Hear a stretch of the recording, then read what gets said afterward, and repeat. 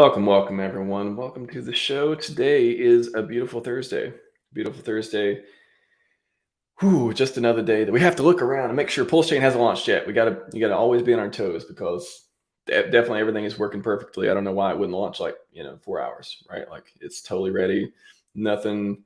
You go in the Pulse dev chat and there's just like everyone's like, nope, there's no list of things that need to be fixed or bugs that are going on that could possibly delay launch for another 3 days at least. So anyways, everyone, CryptoCoffee is here today. Always good to have him on the show.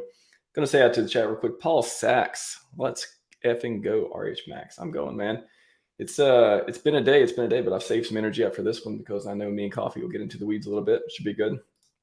Yes, if you would like to share the link, tag us on Twitter. I know I've been going live and on Twitter as well. That's a feature of StreamYard.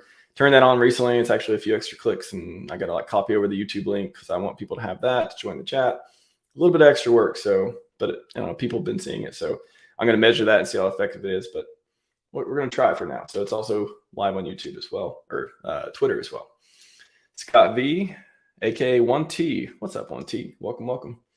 Frosty Dog, hey. Godfather J6, good to see you, as I do every stream, man. Good to see you. Appreciate it. T-Bird, we got Big Gawky Slayer. Nice. All right. Yeah, I like those 3 coins. Sounds good to me. Vets in Crypto. Welcome. Good to see you, sir. Good to see you. Francis, Jesus is my savior.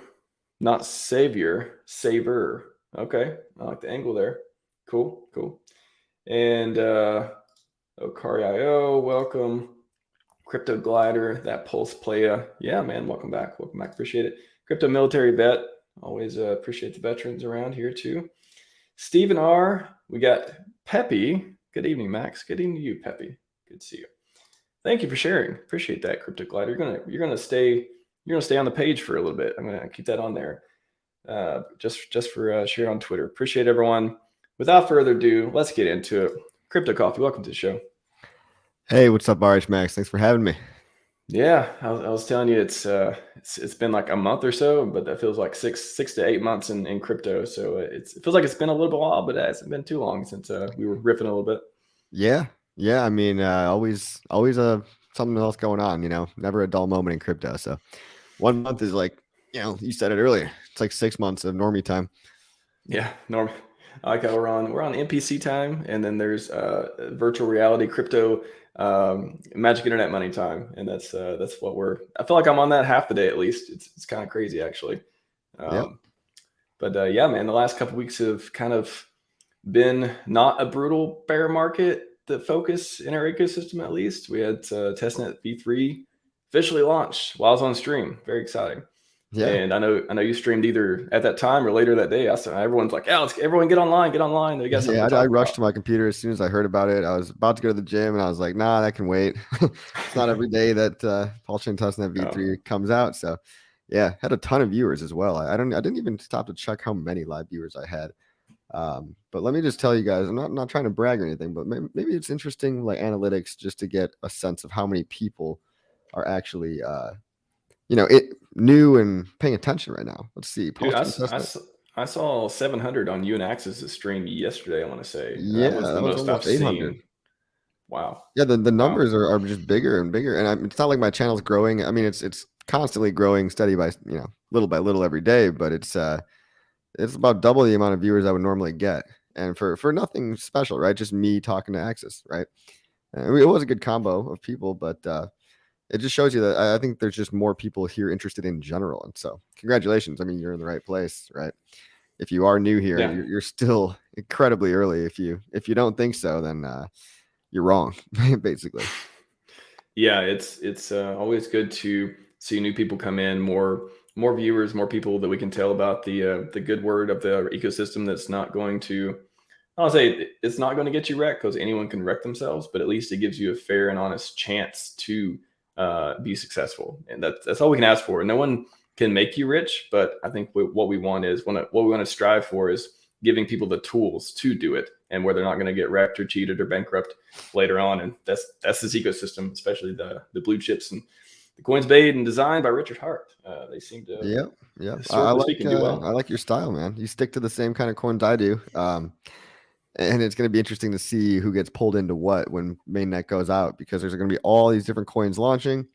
Yeah, some are going to do well. Are any going to do better than the trifecta Hex, Pulse, PulseX? It remains to be seen. I will be surprised if anything outperforms those three. So yeah, I mean, some people are going to get scatterbrained and splinter off, and shiny object syndrome out the yin yang. You're going to have people, betting on a couple of winners is much better, than spreading $10 between 100 coins, right? You're never going to, even the ones that do win, if you're spread too thin, at some point diversification kind of becomes bullshit when it comes to crypto. If you're diversified, quote unquote, in all these assets that just go up and down together, you want the ones that pump the hardest. And so there's this argument. I've been trying to think about this, right? I don't know if this is just a scarcity mindset, because obviously we need people to build things. I see the point of things like liquid loans and fiat and whatever, the coast on ramp. There obviously needs to be all the different components of a thriving parallel financial ecosystem on PulseChain. Now, that's not to say that investing in their protocol token is going to outperform other tokens, right? So it's not. I mean, even if something is a good platform, a useful service, it doesn't mean that I'm allocating all my money now into all of a sudden this new platform. I might put a couple grand into it at the most, maybe. But really, that's just kind of side money to play around and experiment and learn. But it is kind of a bit of a scarcity mindset to be too maximalist on anything. I'm a little bit maximal. Let's use Richard's term. I'm maximal-ish when it comes to my investments, but when it comes to building, I want to be as open and free as possible. I want everybody to be building on PulseChain, whatever, whether it's crap or whether we could do without the crap, right? But if you're serious and you think that you're building a valuable service, by all means come. We're inclusive, definitely. But when it comes to my personal finances and where I put my bets, I can't just be investing in everything under the sun. So I kind of vibe with your investing style, right? Let's stick to what's tried and true, what I'm super confident about. And that's just what I'm confident about, guys. If you got the inside scoop, if you're working at Power City or something and you want to buy a bunch of watt because you really believe in your project, that is completely your pejorative. Totally up to you.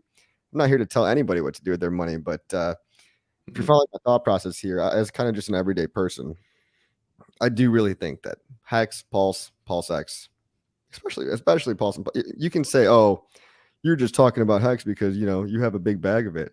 It's like, sure, okay, but PulseChain and PulseX don't exist yet. All right, let's see what happens with those. I do think that those are going to rise faster and higher than just random random protocol token.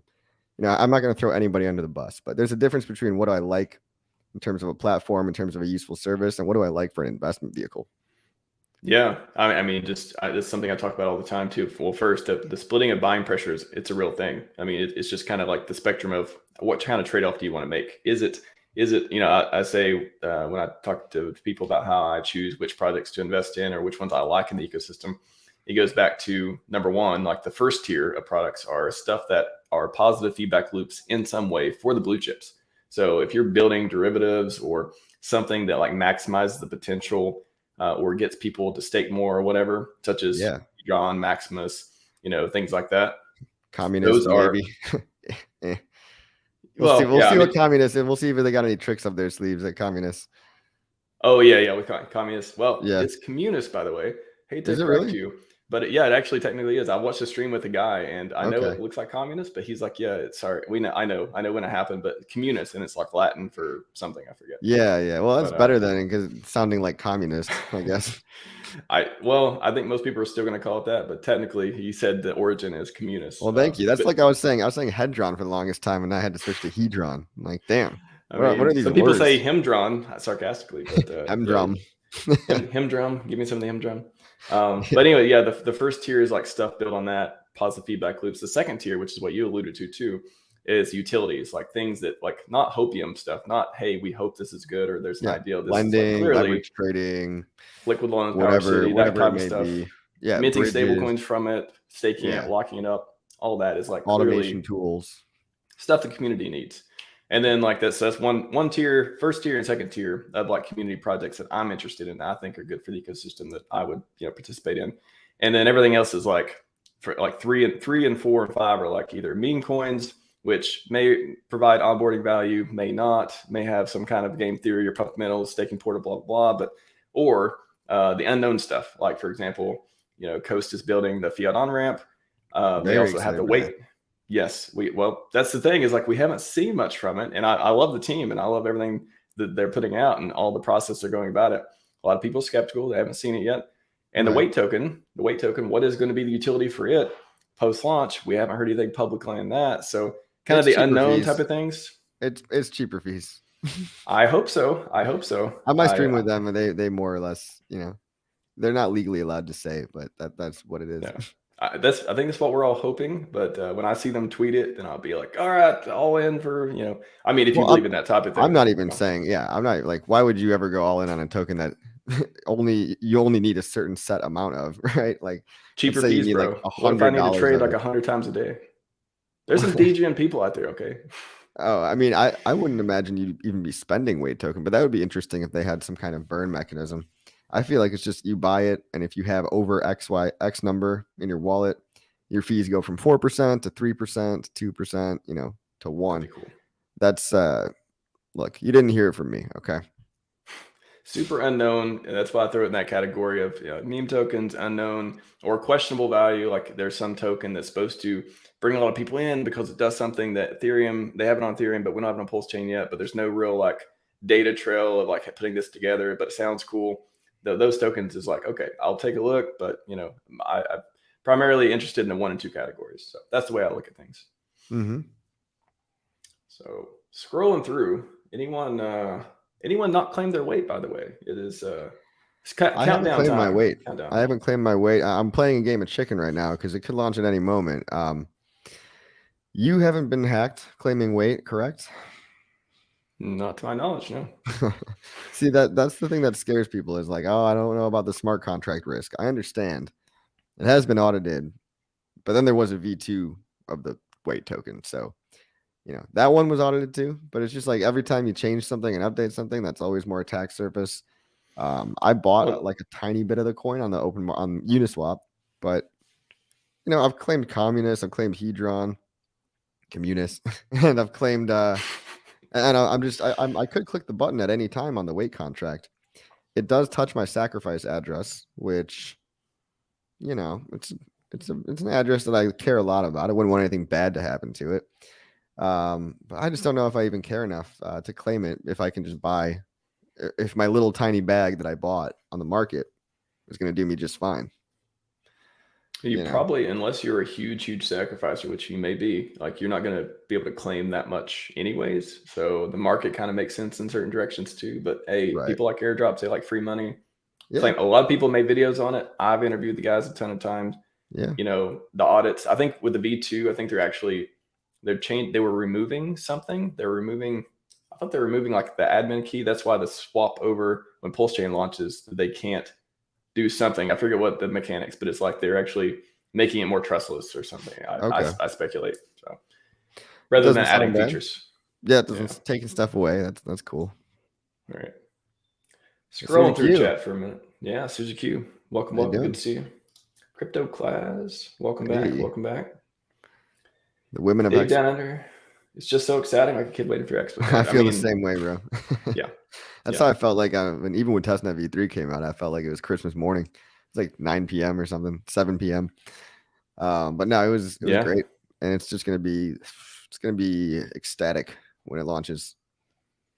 Yeah, I'm usually pretty like stable, like stoic on, when streaming and stuff too. I get excited every once in a while, but when we were streaming and V3 came out, I was very excited. And I was like, wow. I was scrolling through all the stuff and reading the docs, and I can't believe it's live type of thing. So it definitely felt like Christmas Eve at least. And then Christmas is going to be that takeoff time, which may happen Christmas 2023. We never know. We've been waiting a while.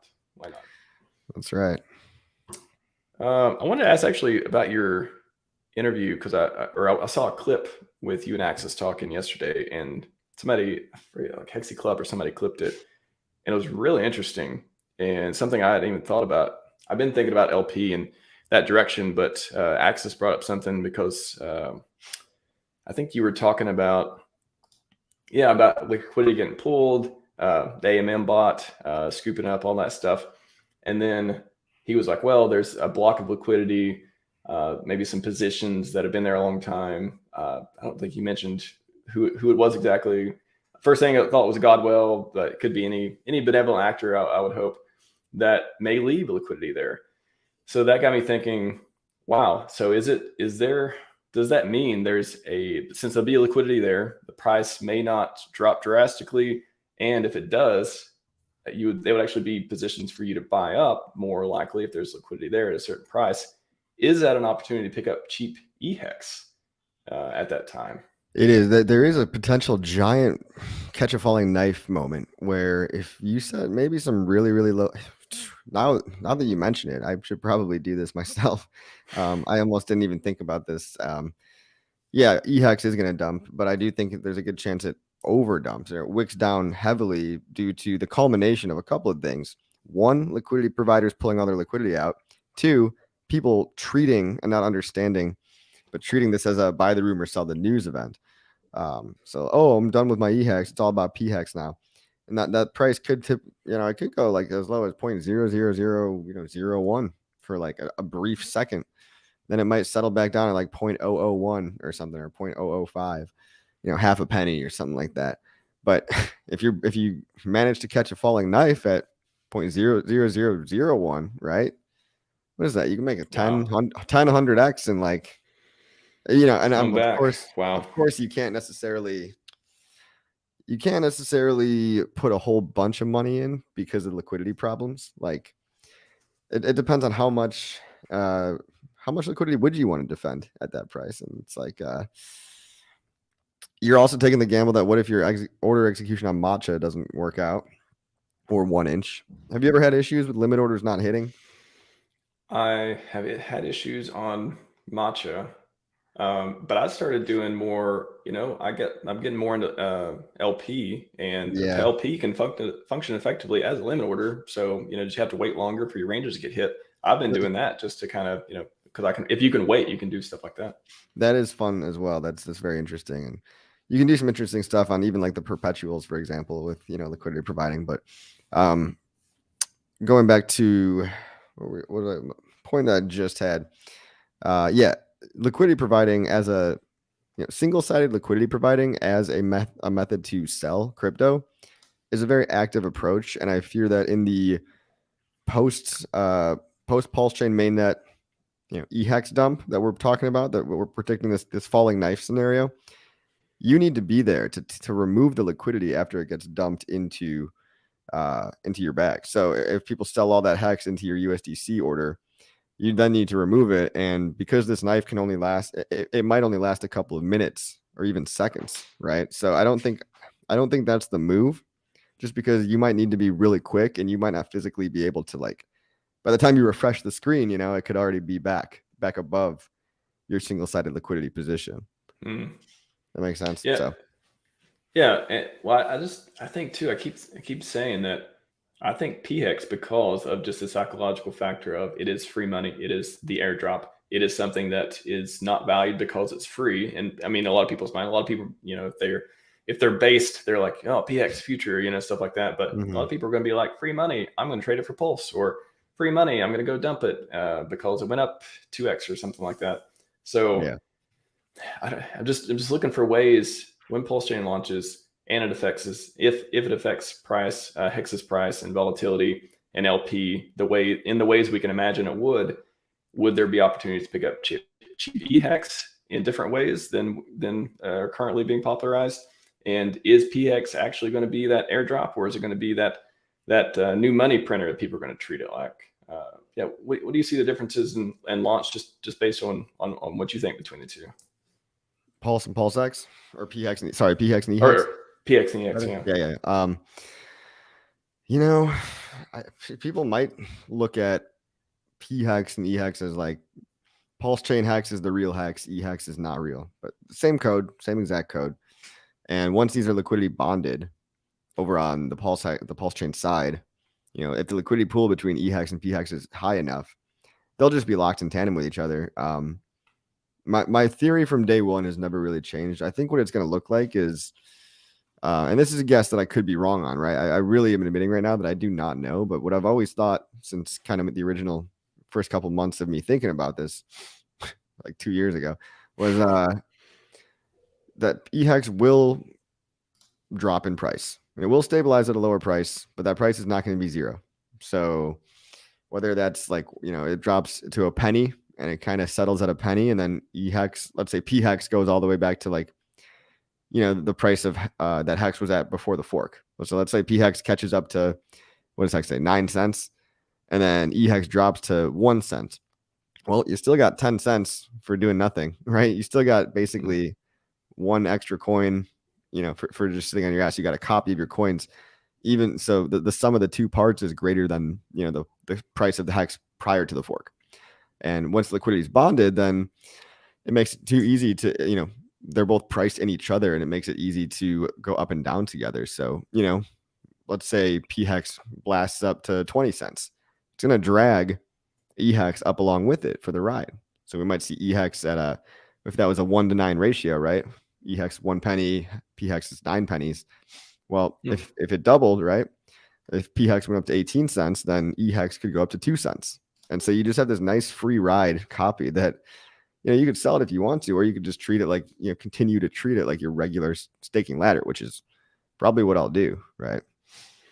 So you think regardless, the two halves will equal a bigger price than what it was before, whether it's 90-10 or 80-100? I would hope so. There is a chance that, they could both just crash and like nobody cares about P-Hex anymore, and it never gets back up to its old glory days. But with all the influx of new capital coming in, all the millions of USDC sitting on the sidelines waiting to FOMO into this ecosystem, some of that money is going to trickle in to the PulseChain ecosystem regardless. And if economic conditions are more favorable by then, if we got money printer go burr again, then a lot of that money, it trickles down from the Bitcoins and Ethereums to the newer stuff like PulseChain. And what's the top altcoin that people are going to see on PulseChain? It's going to be Hex and PulseX, right? These are going to be and then Hedron and all that stuff. They're going to be confronted with Hex right away. It's a shiny pink and yellow logo. A lot of noobs in the system and a lot of smarter people alike might choose to say, oh, this coin's been around a while, right? This Hex, it's been around for 3 years. It's never been hacked. Some people called it a scam, but now that I'm in the ecosystem already, maybe I should just get a little bag of Hex too. That's going to be a lot of people's thought process of like, why not? This is kind of the premier store of value coin. It seems to be. A lot of people seem to like it. They might not fully understand it either. They might just say, oh, a lot of people seem to like this. So, that might happen. And then the gates are open. Yeah. And the pre-bridge too, where it's so Pulse Ramp. What is, I feel like I need to go play with bridges more, because I think, when the fork happened last September with ETH POW, and shout out to the other forks, by the way, Hex on them, not doing as well. If you would have bought Hex 3 cents back then, if you had bought 3 cents, you've been up 9 cents. I think I looked today and both the forks are significantly down. Hey, maybe they turn things around. Maybe there's never cheap Hex anywhere, but Richard wants to see expensive Hex on all chains. Man, if Richard wants it, it's gonna happen. Don't go look at those charts. That's all I gotta say. They're not looking good right now, but they could turn around. You never know. I remember back in those days too. I expressed concern on Twitter about E-Hex. I was like, hey, just be warned. Like, if you're buying this coin on the open market, there's a lot of people, like myself included, that are just dumping it because we don't see value in it, and a lot of probably other people that have way more than I do. So they're like, you're funding my bags, bro. Richard Hart said, yeah. I'm like, yeah, the guy's not like, he didn't predict Ethereum proof of work. He was talking about PulseChain. Like, and also the dude's not like the word of God. You know what I mean? Like, so I was still waiting. You guys were wrong. You know who you are.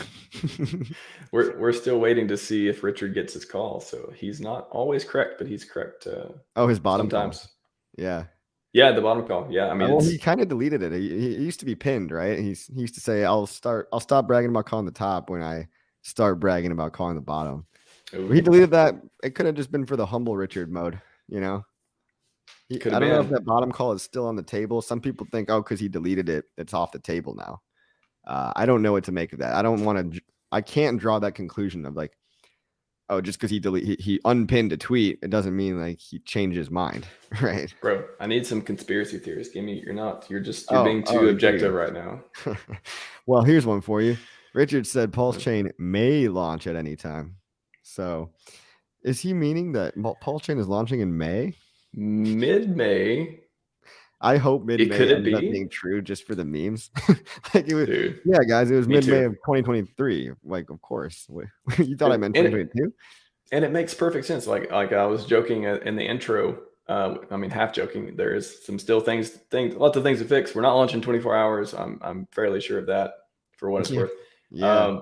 But it's like there's mid-May. I mean, to me, when PulseChain, I said this before, when the Testnet V3 launched, we need, I believe, as having a devish background, it makes sense to have 1 to 2 months of testing, work all the stuff out, figure out the parameters. Richard's still asking for feedback on parameters right now. Mm-hmm. We ain't launching this week if he's still asking for feedback on parameters. Well, I think the feedback, like nobody gives him any feedback too. He asked for feedback and everyone just like posts dumb shit in his comments. But no, I think he made the right. I wasn't gonna really say anything just because I truly didn't know. I'm like 1,000x sounds good. I mean, you 1,000x the total supply, right, of Ethereum, roughly. So 1 million X, or what was it one? I think 1 million X, isn't it? Like, yeah, it's like 10 trillion or 90 trillion, something like that. Well, what? So the total supply of PulseChain is like roughly like what is it, like 150 trillion? Whatever, 160 maybe. That sounds in the ballpark. Yeah. What's the total supply of Ethereum? Let's see. Should be 120 million. So million, billion, trillion. Yeah. Okay. He 1 million X'd it. So he's gonna 1,000x the gas cost. I mean, yeah, that seems safe, right? Because it's still a couple orders of magnitude lower than the total supply ratio, right? But it's also a 1,000x, meaning, well, in whatever calculation he did, he said that would take the APY up to 3%, which is competitive with Ethereum validators who are earning about 4%. So at the end of the day, maybe none of that ratio stuff matters supply-wise. Maybe it really just matters of how much do we need to raise the gas to get the APR to be competitive to Ethereum, because he's not taking any chances. Now, I really love it. People are acting like this is going to delay Pulse. Guys, he's changing a number, like a single variable number. Like that's not going to take any time. Okay. Yeah. So I agree with the decision. I respect the decision. I don't know if there is really a right or wrong answer, but instead of relying on just the hopes and dreams of people choosing to support the network, to decentralize the network because they're fans, and that would happen. We have enough crazy fans, including myself in this community, that would probably just put up node validators out of the goodness of their own heart, even if they weren't making money. Oh, that's what I'm doing. I know I'm not going to make any money doing it, but I'm just intellectually curious and want to support the community. So I'm planning on running validators. And dude, we've probably got over 1,000 people like you and I, and over on Binance Smart Chain, validating was never going to be profitable, right? So the fact that it can be profitable now is good, but he's doing that to bolster decentralization, right? People aren't going to want to validate. Well, Joe Schmo isn't going to want to validate just because he cares about the community so much. No, he's going to want to validate to make money, right? And so to make these competitive with Ethereum's returns in terms of staking rewards, great design decision. I mean, the more decentralized your network is, like he said, with 40,000 nodes, which I think is the amount of nodes that Ethereum has, he said that's what would put the APR at 3%. Right. So, well, if it's the wrong number too, like we're going to fork at some point. Like L1 Networks fork. Like PulseChain is I don't know why we wouldn't fork at some point for something, whether it's taking an Ethereum change or making your own change. What if it is the wrong number? Man, we just fork later on. People get to play with their little PulseChain 1,000 coins versus PulseChain 10,000. That's the right answer, whatever. But L1's fork, so I don't know why PulseChain wouldn't fork at some point, and wouldn't be a big deal. Ethereum forks all the time. Look at Shanghai. Look at all the stuff that happened last year too. So yeah, we can't. We're not going to just lose because of some. If these numbers aren't correct, there's ways to fix them without causing catastrophic damage to your bags. Yeah, it's called editing a digit in GitHub and pushing code. It's not that hard. No. Like, I mean, yeah, you do have to kind of get certain parameters right up front, but yeah, and technically, I think aren't EIPs all just forks, right? I mean, because you're forking the code with a new EIP, right? So there's different changes that could be. There's soft forks. There's like soft forks and hard forks. A hard fork requires everybody to adopt the new node software because it's more fundamental. A soft fork can be forked in, to a percentage of people running it and still operate well. Right. Difference in forks and difference in changes that take place. Yeah.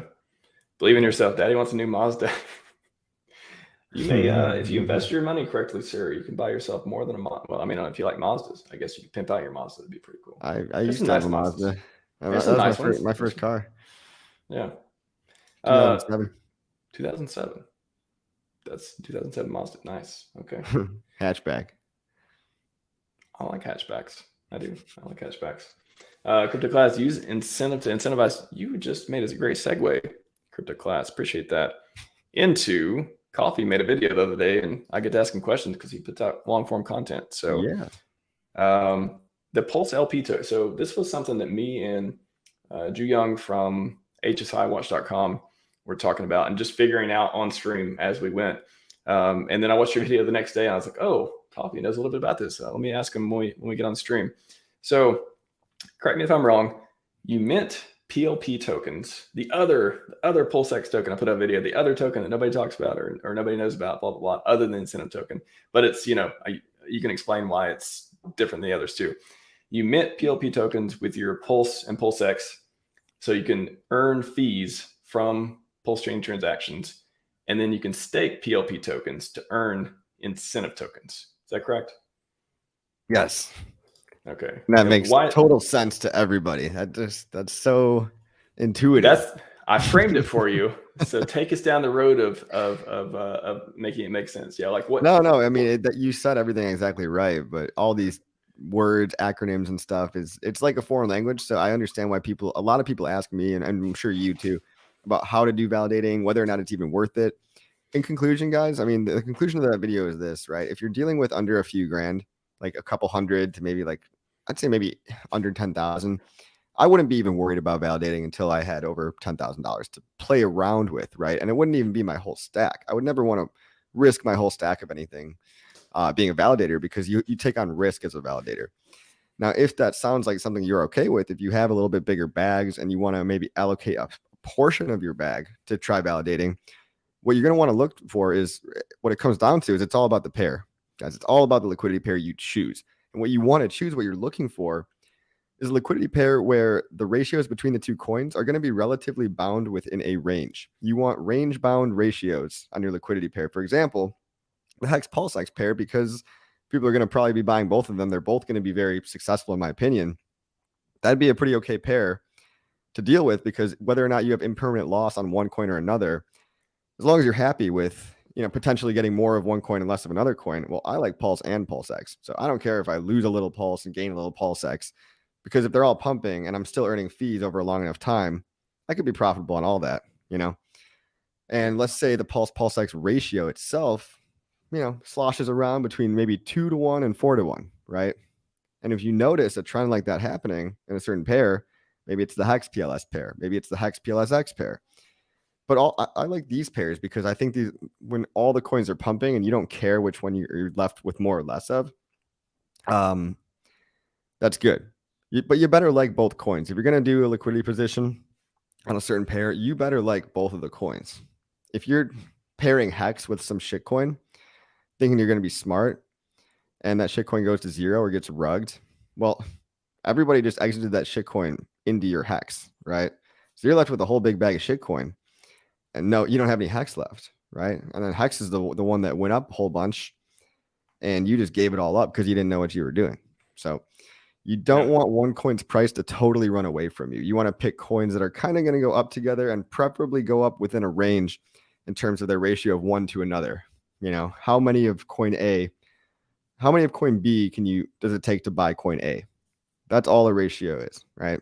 2-to-1 PulseX to Pulse means it takes 2 PulseX to buy 1 Pulse. That's the ratio. Okay, that's what I'm talking about. Now, it's a 2-step process. Okay, when you want to provide liquidity, when you have a liquidity position, you start earning platform fees in the form of the fees that are paid, and the fees are always paid in the 2 tokens that you put up liquidity for. So if I put up $10,000 of liquidity on the PulseX side, Well, number one, I have to put up an equal dollar value on both sides. $5,000 worth of PLS and $5,000 worth of PulseX, whatever number that might be. So I put up these liquidity pairs on either side, and I'm using Pulse and PulseX as an example. Then now I've got a PLP position, okay? I can actually get a token in my wallet that represents my share of the liquidity pool. This token is called a PLP token. Now, I think PLP stands for Pulse Chain Liquidity Pool or Pulse Chain Liquidity Provider. I don't know what it stands for, but that sounds likely, right? That token sits in your wallet. That token doesn't have a value. You can't sell it. There's no market for these tokens, but, well, there might be. Actually, that's an interesting thought. But these tokens are just your symbol of your ownership in the pool, that when you want to pull your liquidity out later, those tokens dictate how much rewards you get in terms of how much, Pulse can you pull out and how much PulseX can you pull out. What are your ending balances after, you liquidity provide for, let's say, 6 months, right? So you got the PLP token that you stake, you got the PLP token. And if you just hold this PLP token and don't do anything at all with it, you're going to be making fees. It's fine. You don't have to stake it in the liquidity farm. But as an additional thing you can do is you can take this PLP token that you now have, that you minted by having a liquidity position. And this PLP token is like a receipt. Okay. It's just like a receipt that you have some amount of liquidity going on. You can go ahead and take that PLP, stake it, and earn INC. No minimums, no maximums. You can unstake it whenever you want. Crypto class, the answer to your question is, yeah, you could just buy INC too. I'm not interested in buying INC personally, but some people might choose to buy it just because it's a shiny new ticker symbol. And people really don't care sometimes about what they're buying. But yeah, you could just buy INC, or you could earn it. You buy PLP. You think it'll be liquidity for PLP? I mean, it's a token. It might be. I don't even know. I guess technically people could put up liquidity on liquidity tokens. Maybe. Although on Uniswap, your liquidity position is signified by an NFT, right? So yes, you can sell those liquidity positions on OpenSea as NFTs. However, it seems that your liquidity position on PulseX is actually an ERC20 token, but I need to get the answer to that question. I need to figure that out for myself. What kind of token is it? I don't think it's an NFT, but anyway, so I was basically where I was that, yeah, you could stake your liquidity position, your PLPs, and you can earn INC. And that's just a nice little added bonus, right? A nice little, if you're already going to provide liquidity anyway, why wouldn't you just stake it and earn INC token? Again, I'm not interested in really buying INC token. Maybe that'll change. Maybe I'll FOMO into it because everyone will just ape, and I'll be like, okay, shit, I was wrong. Maybe INC token is good. Maybe Richard will pull something where like INC token is somehow related to the wallet or something, his new wallet that he's working on. It'd be really cool if he found some creative use for INC to pump it or give it some kind of value. But it's just a token, guys. It doesn't do anything. It doesn't literally, it just exists. It just is given to liquidity providers. So you might be able to say, okay, it's scarce because you need to do a lot of work to mint one into existence. You need to do stuff. That alone might give it value. I mean, look, having a logo just gives something value. Having a ticker symbol inherently just gives something value because being paired to something else that has value gives it value, aka Hart's Law. Yeah. Well said. Well said. And it's, I noticed on Testnet that it was paired to Hex, and you could exchange 20 Hex for one INC. 20 Hex. So people are valuing it at today's prices of about $1.50. That's like they're saying like every INC is like $1.50. So if every couple weeks or whatever you earn INC tokens, that could be a couple extra dollars, every week, or maybe even hundreds or thousands. I don't know. Depends how much liquidity you put up.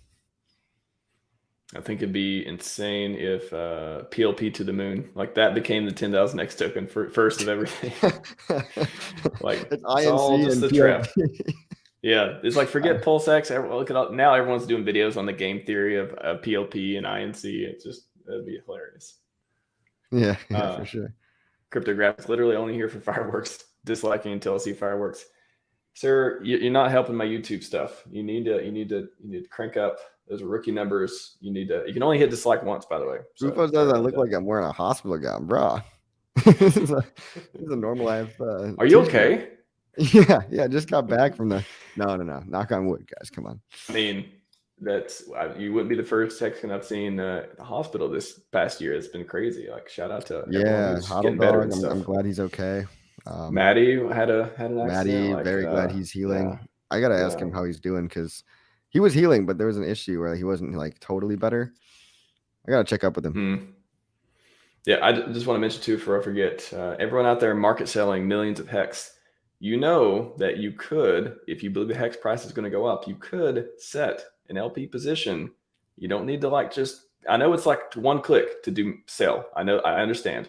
But if you do like 4 clicks, you can actually earn fees and get rid of your hex over time once you get hit ranges. Like I know it's insane, but like it just, if just consider it. Make money while you sell. Instead of pay fees to sell, you make money when you sell. Like it's a beautiful thing. Yeah. Graphics got a question here. What in your opinion is the minimum amount someone should hold before considering being an LP provider and playing the farm game? Yeah, we get on that, Coffee.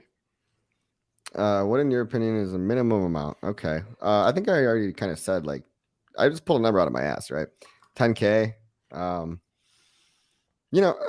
And you have to be holding 2 different coins, remember? So, and like, this isn't Uniswap V3. This is Uniswap V2 / pancake swap / double sides.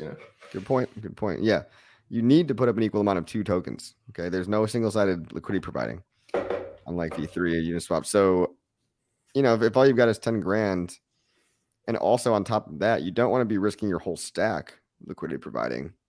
Maybe if you had like 20 or 30 grand, maybe at that point I would experiment with like 5K or something, like I wouldn't make it a giant part of my portfolio. Maybe like a quarter of your portfolio at the most, even that sounds like a lot, especially if you're a noob and you just don't know how to pick the right pair, or if you don't have the patience to leave it in there long term. If you're worried about it, like, you might realize impermanent loss. Whereas if you just waited 6 months, collected more fees, and waited for prices to flip flop around, you would have actually been fine, right?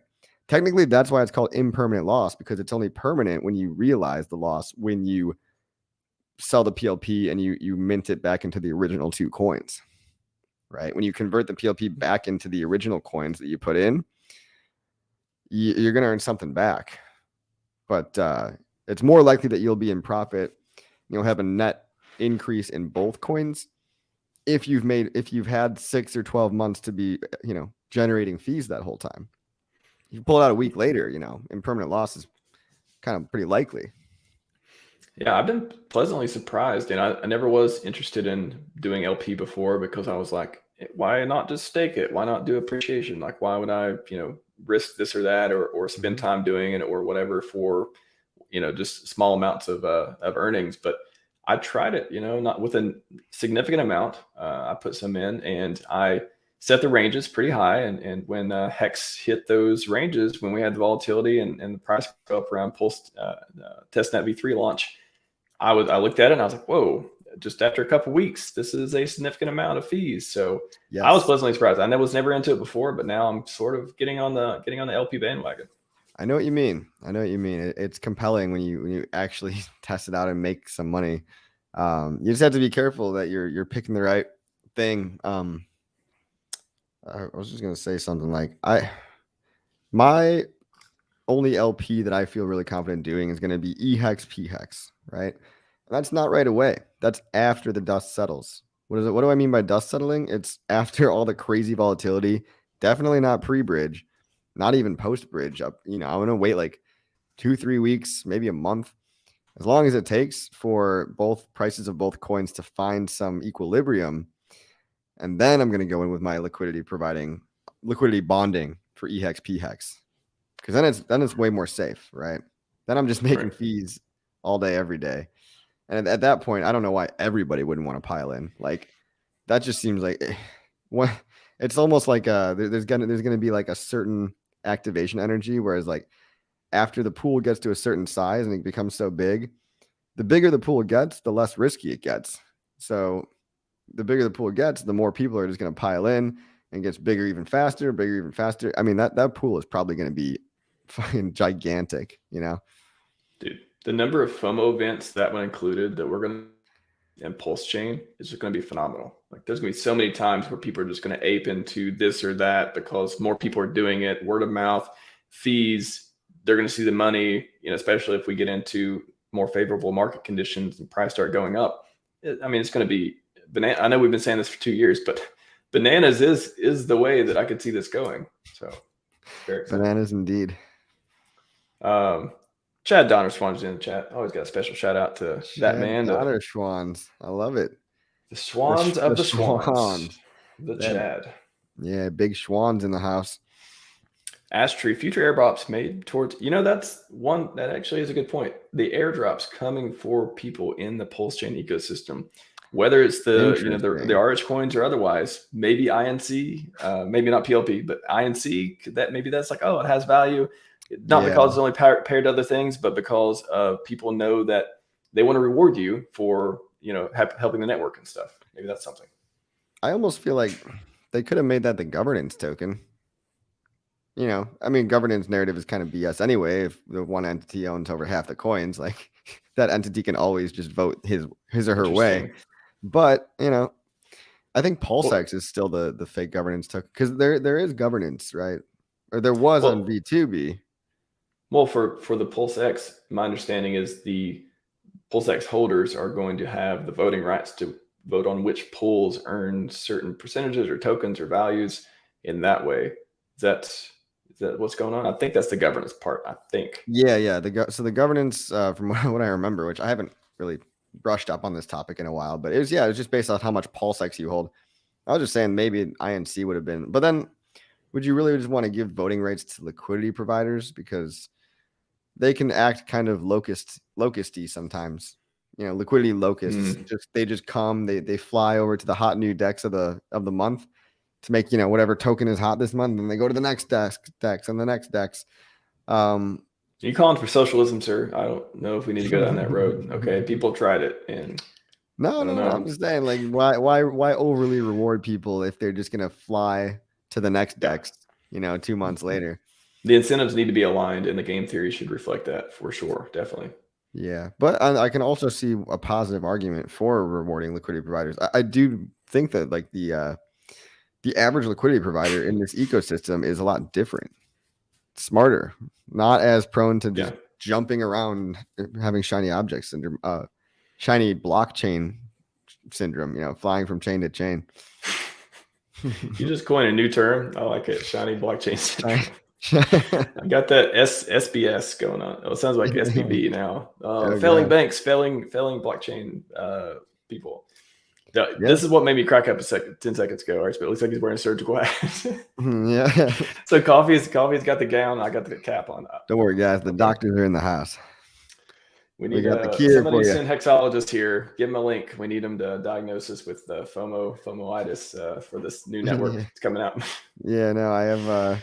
What was it? I'm addicted to hopium, and so, but you can't. You gotta watch out. You can't be taking FUD in there for all. For you got like 1800s China in my mind now. I'm a history buff in a lot of ways too. So now you got hopium, opium, all this. Yeah, well, there's a fentanyl crisis. I don't know if you know this, but it's an epidemic. Yeah, a lot of the hopium these days is cut with fentanyl. It's bad. God. What do you? I mean, someone has to stop this. Well, we got a Florida man in the house that's trying to make a lot of changes. So. Florida man, I really do like Florida man's hard policy on the fentanyl crisis. I'm definitely voting for him, and we'll see how this goes. Mandated bath salts, 6 pounds per family. Oh, that went somewhere. Who would have thought the entire financial future rests in the hands of one Florida man? It works out that way. These things you can't predict it. The future is never what you think it's going to be. I couldn't have guessed that an eccentric billionaire would decide to fix crypto and make everyone rich in the process. Definitely not. Who predicted that? I mean, it's an ex-video game addicted billionaire decides to get off the couch and fix the world. Fix the world. Yeah. Name of a fix the money. Book. There you go. At least. Yeah.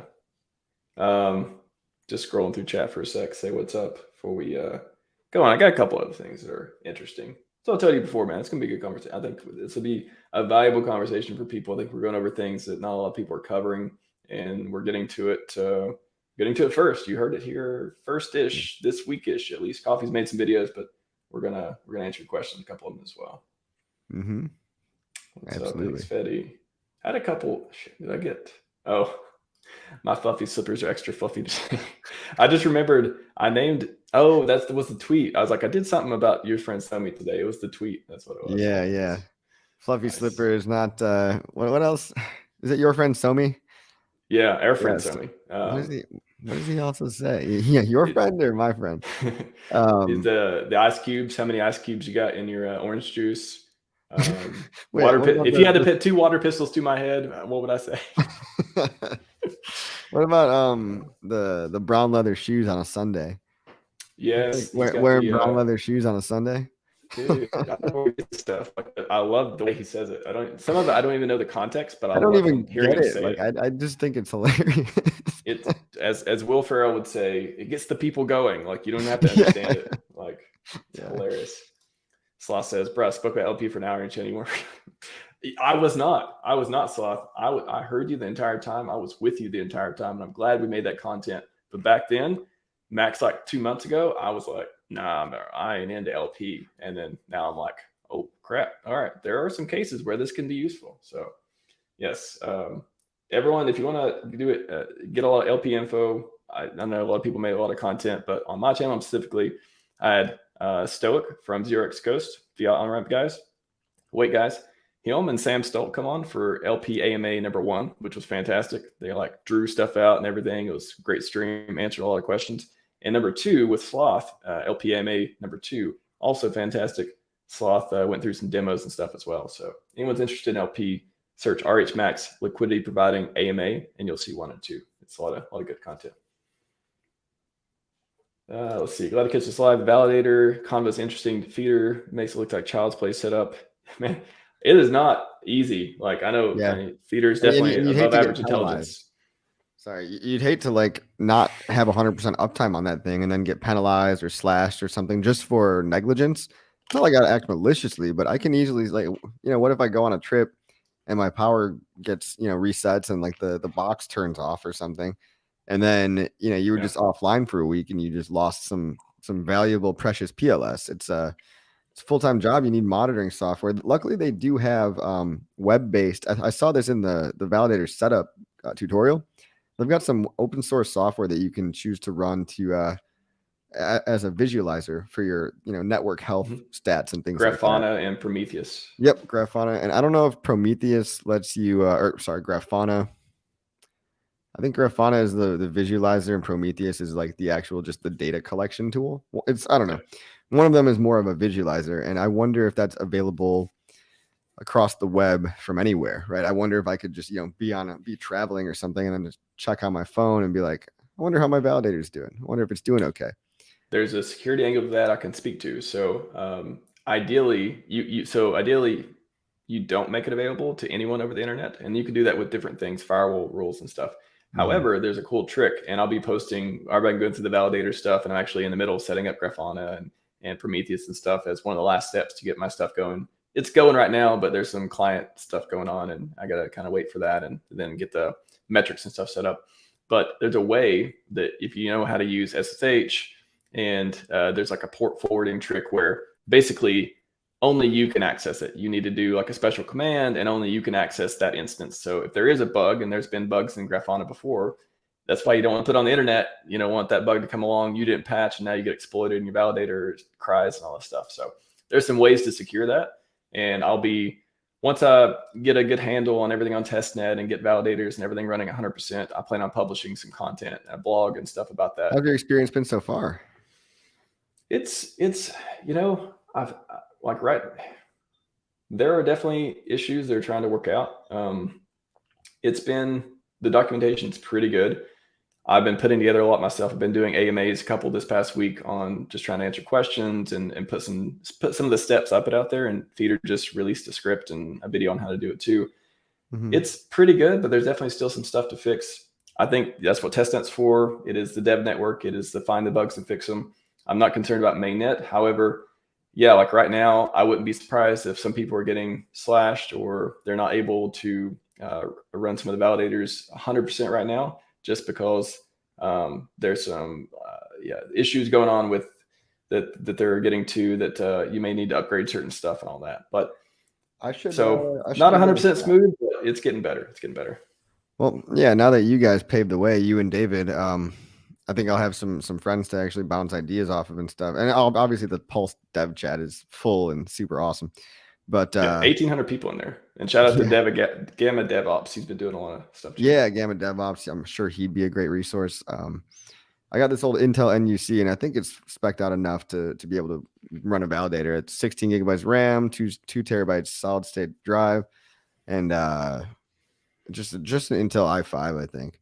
I don't think the processor matters too much, as far as I can tell. But I used to run nodes for other coins on that, like even Ethereum back in the day, and Zcash and a couple other ones.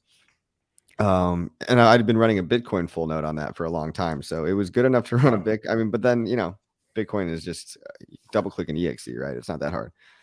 This one you gotta double click 2 exes. It's gonna be a lot harder. That's like a semester. It's a class right there.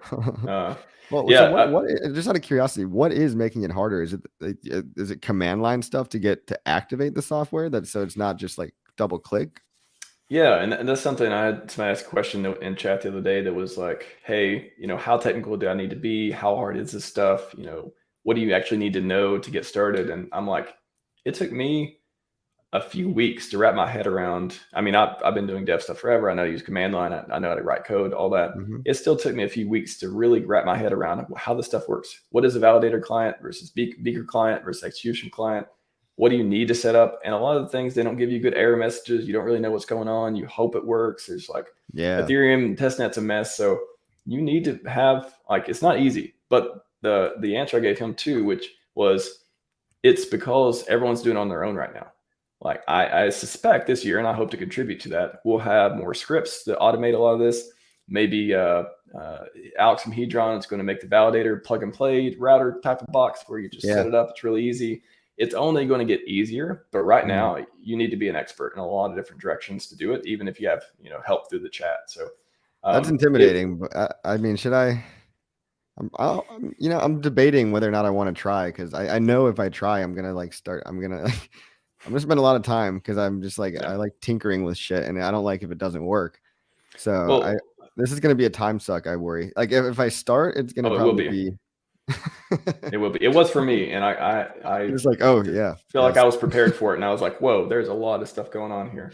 But if you're worried about 100% uptime, then you can always use the cloud if you want to. Instead of, it sounds like you already bought hardware, but people out there who haven't bought hardware and are in the fence, you can sign up for AWS account, run an EC2 instance, which is just a virtual machine, and you can do the same thing. And they guarantee all the uptime. You just pay them per month for it. Does the number and money and stuff work out? I don't know. I don't plan on getting rich being a validator anyways, but that's another option for people out there. You can use the cloud. Very good point. Not as decentralized, but probably cheaper in terms of your compute costs per month or whatever. I haven't, and then they have free credits, right? You can get a couple, $200 of Amazon Web Service credits free.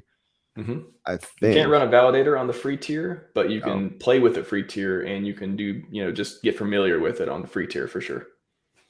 Gotcha. Awesome. Yeah. Just run through chat.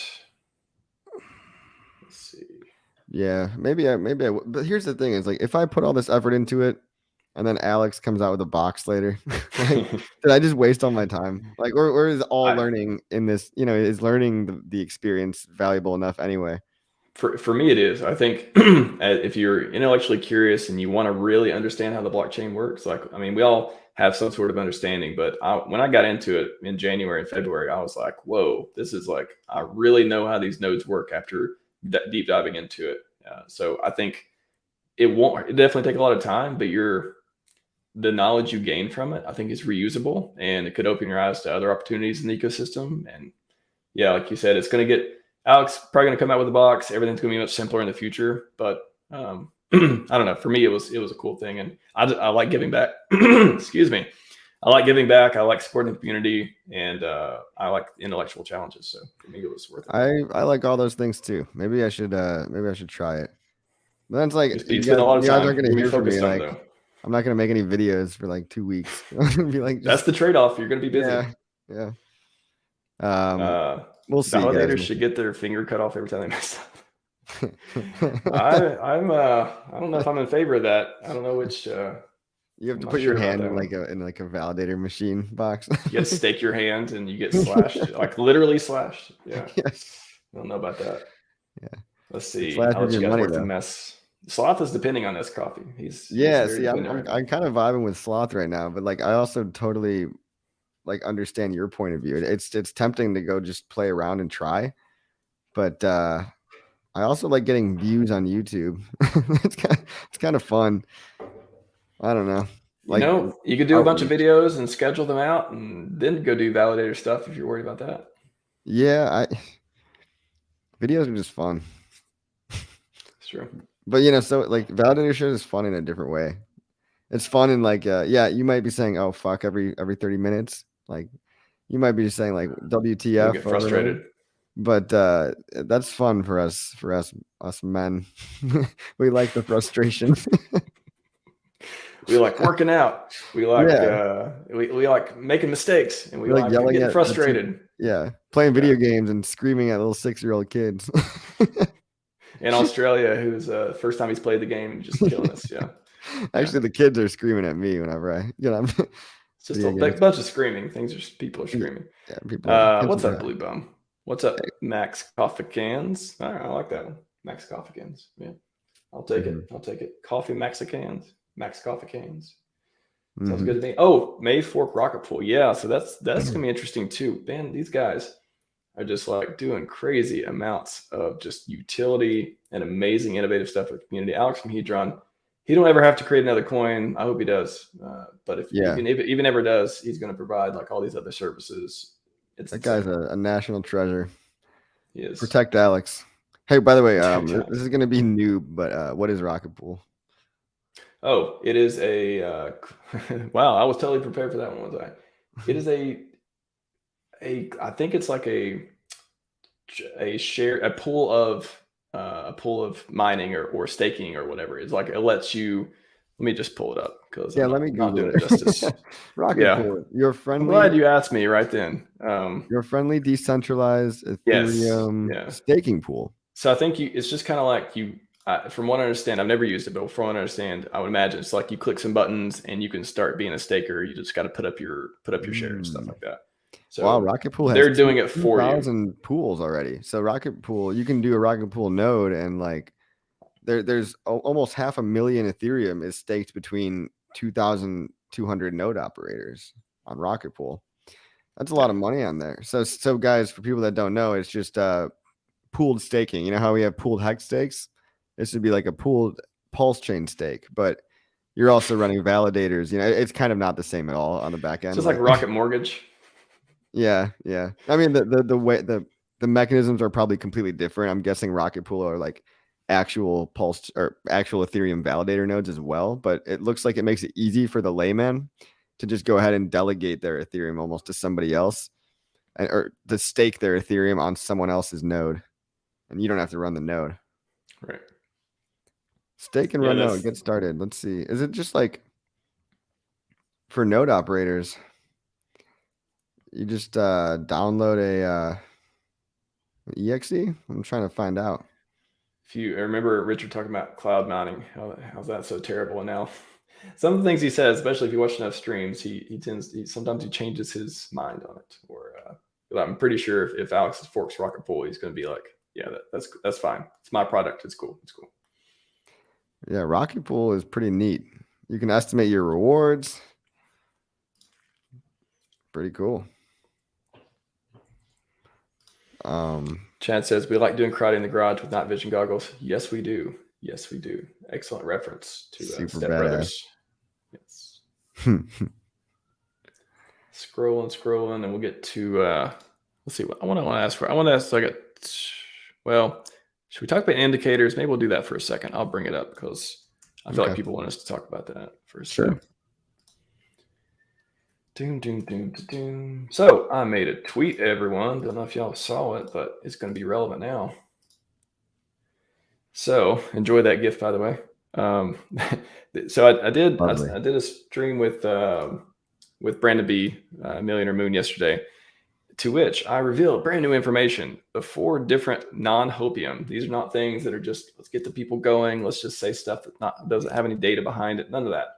These are things that anyone can do. You don't need to have a private paid group. You don't need to there's all this public information that you can use in order to figure out or try to reason about is Hex launching or not Hex launching? Is PulseChain launching for one reason or another? So Hex price is one. I think that people have been voting for their money the last few days after we had the big run up. They don't think Hex is going to launch this week, so the sell down because of that. That could be one thing. Removing of Hex liquidity, maybe in other things in the ecosystem too. People want their copies, AMM bot coming for you, all that stuff. The DNS changes and search stuff is something that probably nobody knows what I'm talking about. But if you Google for certificate transparency reports and you Google for how to detect DNS changes and domains being registered and stuff like that, you can find out more information about it. You can write your own code. You can sign up for services that give you alerts and stuff. And also the GitLab updates. So if you haven't did that part, that is super easy. You sign up for a GitLab account and you just go to the PulseChain com repo, click watch, and you'll get emails when the devs make updates. Very cool stuff. My question to you, Mr. Coffee, sir, what else can you think of or any commentary around these items that you think would be useful for people? Can you go back and show me how you did the DNS certificate issuance thing? Yeah, so actually I haven't explained that, but let me just, I haven't went into detail about that yet, but I'll show people how you, okay, so there's a certificate, transparency, logs, reports, stuff like that. That's awesome. So this is very cool. So to me, this is new. So thanks. Yeah, of course. This is something that I saw when Funding Gym. I think somebody tweeted a week or two ago about some subdomains being registered, and it clicked in my mind. I was like, "Whoa, this is." I know there's when people register certificates, there's a transparency logs, reports, and stuff where people can see what domains are being registered, all that. So, for example, I think the new PulseChain testnet stuff was registered on March 22nd, I believe, and we launched March 22nd, March 23rd, March 24th, somewhere through there. It was right before we were able to go to the websites because that's how it works. You need to register a certificate if you want to use HTTPS, and it'll let people go to the website and browse securely, all this stuff. So you can view, there's services that let you view these logs, and there's even services, other websites and stuff that will let you set alerts or look at all the ones that have been registered for particular domains, such as pulsechain.com, pulsex.com, pulseramp.com, hex.com, all that stuff. So you can monitor stuff like that. And maybe if you see mainnet.pulsechain.com being registered one day, you're like, oh my God, that's your sign, right? Like that means launch. No, I'm on the website, but how do I get to that? So logs, go to monitors. So there's different, let's see. There's a couple ways to do this. There is the Python code. Let's see. Transparency reports. I think it's on GitHub. Monitors, Cloudflare. You think it's Cloudflare? I think Cloudflare may have a service to let you do it. There's some, let's see. This is SSLmate has a Cert Spotter. So Cert Spotter is a log monitor, alerts you when it's issued for one of your domains. Okay. So I haven't used this, but because I'm using a different thing, but I believe you could just install this and then be like, okay, I want to know when something comes up for pulsechain.com. And then, this is what people use it for. You could see if your DNS has been compromised because attackers may register your domains or your certs and stuff. So that's one. And then there's, what else? Yeah, you probably found a website that gives you a list of different ones, including Cloudflare. Yeah. So, I'm on the Cloudflare website now trying to find theirs, but there's no it's not obvious here. There's a few others in the list that may be easier to use, but just click around but that's the direction. I'm pointing you in that direction of there's different services that can do this, and it's really no one else is talking about it. I've never heard anyone else talk about this stuff, and it's like a nerdy thing you can do to monitor DNS and search stuff. Yeah, I'm on a place called Merkletown, hosted by Cloudflare. Looking for domain certs. These are just like So yeah, so here's a list of different ones. Report SSL mate, report URI, Hard9, Ketos. Facebook apparently has something. DigiCert has something, Cloudflare. So I'll drop this link in the chat too. You guys can see. So those services that can do it, and then you can just literally, because it's open information. All this is public stuff. So if you just get on GitHub and find a project that does it, and you can use that code, Cert Spotter. There's like a bunch of different stuff, and you can just, in the command line, you can be like, I want to see PulseChain.com, and then just leave it running. I see. That's awesome. Cert Spotter, huh? So Cert Spotter, you can monitor, but you have to sign up, and it's a free trial. Can I just run it for free from GitHub? Well, so if you do it from here, you probably are going to be installing it on a computer or a server, and then running it locally, like /Cert Spotter, PulseChain.com, something like that. Gotcha. Yeah, but it's not too hard. Not too hard to figure out how to run it yourself or sign up for whatever service. 30-day free trial, so maybe that works. Very cool, guys. Yeah, I mean, for people that want to know, this is not too technical, right? You can probably figure it out if you just finagle it. And I agree. GitLab updates, obviously. Removing liquidity, yep, for sure. Very cool though. So different DNS changes is interesting. I mean, he's already got PulseChain.com, and I'm assuming like it's the RPC is just gonna be rpc.pulsechain.com, and everything else it's gonna be PulseX.com, and so I don't know what else would be changing, right? Like it's not like he's scooping up new domains. Well, I think what this would help you do is he hasn't registered those yet, I don't think, because I've been monitoring some myself. So as soon as he registers those, if you get alert on that could give you a heads up of, oh, they're being registered. Okay. That looks like we're moving forward. That would be the idea. Okay. And on LP too, I wrote some code recently that's probably not perfect, but I think it does a pretty good job. And if you know how to use Python and command line, you can just get the code and use either git or track. And I just hard coded a bunch of the biggest pools for Hedron and Hex.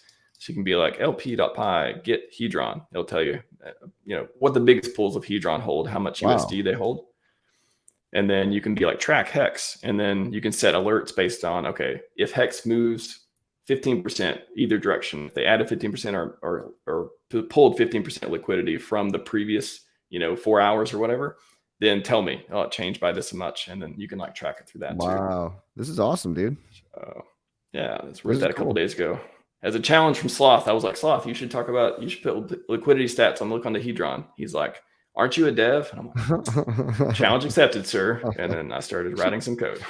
Damn. So you got the pool addresses up there. And so it goes and references them. And I wish there was a way to just give me a list of all the pools. Maybe there is an API, but I couldn't find it. So I just like hard coded, here's the biggest pools. info.uniswap.com. Well, I talked to Axis about this, and the website shows that, but I prefer not to scrape off the website. They had an API that would just give me a JSON like value. But that's a good point. There used to be I remember back in Uniswap V1, there was like an API that gave you all the Uniswap data. Oh no, maybe it was Firebun that made it. You remember Firebun? I remember. I never met him or talked to him, but I heard Richard talk about him all the time. I used to talk to him back in the day. He's not public anymore, but he made Hex.vision, and I'm pretty sure he made like a pretty sweet API that gives you a lot of Hex stats or whatever. But I gotta maybe ask. I have no idea. Yeah, he's working on Staker app now, so Staker app V2 coming out soon. Looks like. Yeah. Well, I'll get you out on this, man. The explosion? The explosions? Is this the explosion part? Is this the fireworks or the explosions part? This might be the chainsaw part. Are you interested in chainsaw? Not necessarily. I love chainsaws. Not like for murdering people, but for like cutting down.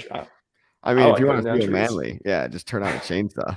Just rev one of those bad boys up. If you have a beard and you have a chainsaw, you masculine AF. You masculine. Game over. You masculine. April Fools is coming, sir, on Saturday, I do believe. Yes. And are you ready for all the PulseChain is launching in 4-hour jokes? I was actually I was about to tweet, "Don't fall for PulseChain is live scams on April Fool's Day." That's what I want to ask you. Do you think those kind of pranks could make the Hex price run up because everyone's like, "Oh, it's coming," and then they buy, and then people are gonna be playing that. They're like, "Oh, is it? You think there'll be coordinated effort in order to get a Hex price run up based on fooling people into thinking PulseChain is launching soon?" Don't know. Do not know at all. I don't think that so much as just like literal scammers coming out of the woodwork, trying to like, hey, I've got PulseChainIsLive.com. Like, come on over to PulseChainIsLive.com and enter your seed words, and you'll get your pulse. That's how you claim your pulse. No, that's not how it works, everyone. Not how it works. That's what I'm more so scared of. But no, I mean, April Fool's Day is always so like ridiculous on the internet, just because people are just like that. So I don't know. Price pump? I'm gonna say probably not, just because I don't think you can trick enough noobs. I think the ones that would fall for it might not have enough money to really do anything. The ones that would fall for it are probably broke already. It's the Brook Plebs crowd of yeah. It happens. Yeah. I was gonna ask something else. Oh yeah, so I'll be on stream with DCC on Saturday. So if it happens, I'm sure we'll be talking about it. Yeah, that's awesome, man. Yeah. I'll be on with them tomorrow on my channel.